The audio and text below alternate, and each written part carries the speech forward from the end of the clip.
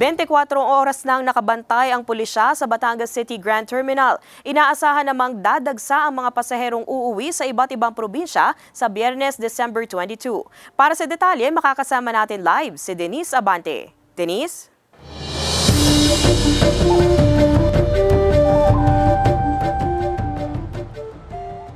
Ivy, sa mga oras na ito, paunti-unti pa lamang ang pagdating at pag-alis ng mga pasahero dito sa Batangas City Grand Terminal. Samantala, nakaantabay na rin ang Batangas City PNP para umalalay sa mga pasahero.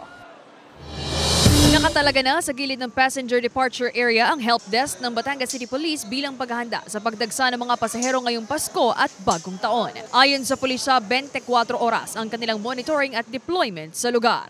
Doon po is dalawa yung organic personnel and 4 po doon is yung ating fully armed personnel, yung pong ating SWAT. This is a holiday season, so padagsa ng padagsa yung dami ng tao dito sa terminal at sinisigurado natin yung safety and security ng ating mga taong nandito sa Grand Terminal po. Bukod daw kasi sa mismong terminal, inaasahan din ang pagdagsa ng mga tao sa mga restaurant, bar at grocery store na malapit dito. Una nang sinabi ng pamunuan ng Batangas City Grand Terminal na taon-taon ang isinasagawa nilang koordinasyon sa LGU para sa seguridad at kaligtasan ng mga pasahero at ng publiko. Nandyan yung kapulisan, TDRO, mga EBD monitoring team.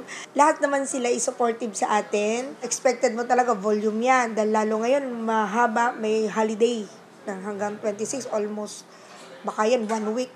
1 week siya. Sa ngayon, normal pa ang nararanasang pagdating at pag-alis ng mga pasahero sa bus terminal. Ayon sa ilang mga driver at konduktor gaya ni Mang Mario, sa Biyernes pa raw inaasahan ang buhos ng mga pasahero.